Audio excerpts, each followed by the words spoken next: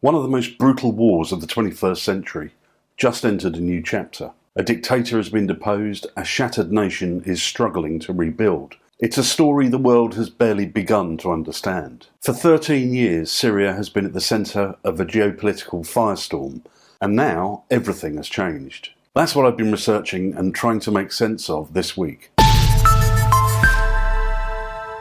For over a decade, Syria has been a land of unending conflict. What started as a spark during the Arab Spring in 2011 grew into one of the most devastating civil wars of our time. It has consumed millions of lives, displaced entire generations, and left Syria's future hanging in the balance. It began in March 2011, inspired by uprisings across the Arab world. Syrians took to the streets, calling for reforms and an end to President Bashar al-Assad's authoritarian rule. Assad's response? Brutal violence. And as protests escalated, so did the repression. But this time, the people didn't back down.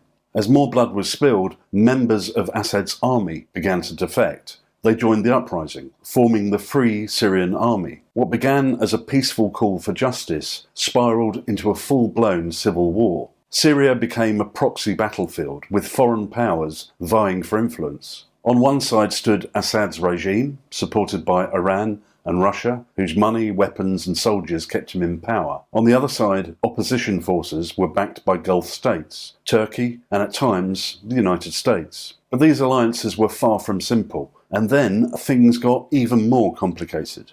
Out of the chaos, extremist groups emerged. ISIS, the so-called Islamic State, exploited the war to seize huge parts of Syria and Iraq, declaring their caliphate. The rise of ISIS changed everything, forcing former adversaries into uneasy alliances to fight a common enemy. Russia entered the war in 2015, launching a brutal military campaign to prop up Assad. Cities held by opposition forces were relentlessly bombed. Meanwhile, the United States supported Kurdish forces to push back ISIS. Syria's war was no longer just Syrian, it was global. While powers clashed over political goals, it was ordinary Syrians who paid the price. Over 13 million people, more than half the population, have been forced from their homes. Cities have been destroyed, families torn apart, and entire futures erased. The Assad regime's use of chemical weapons against civilians brought international outrage, but no decisive action. In 2013, then President Barack Obama declared a red line, but failed to act when Assad crossed it.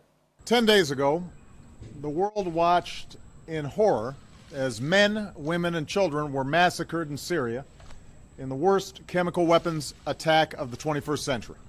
That moment was pivotal. It showed the world that Assad could act with near impunity.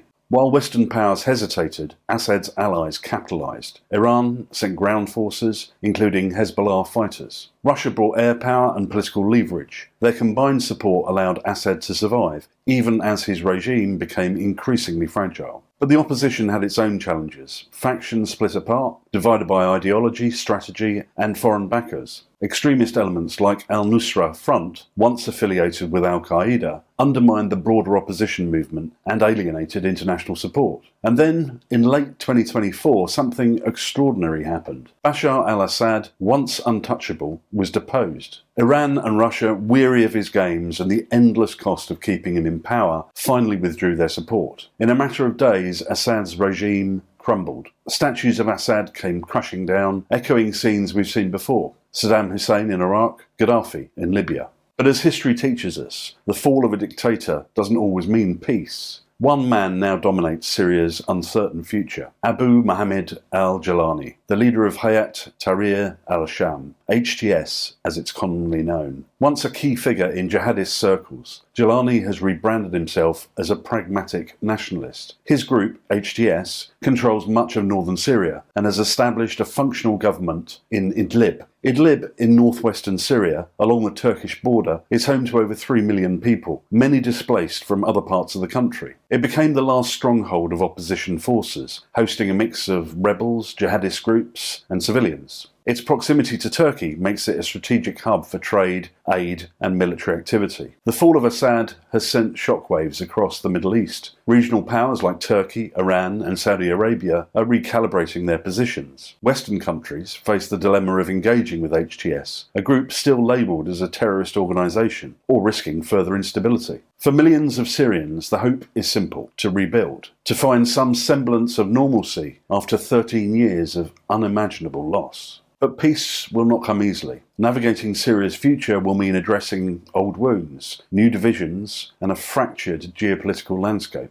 The Syrian civil war has been a tragedy of our time, a grim reminder of the cost of authoritarianism, foreign interference, and global indifference. As the war-torn nation enters a new chapter, the question now is whether Syria can rise from the ashes, finally offering its people the peace they so richly deserve. Thanks for watching. See you next time.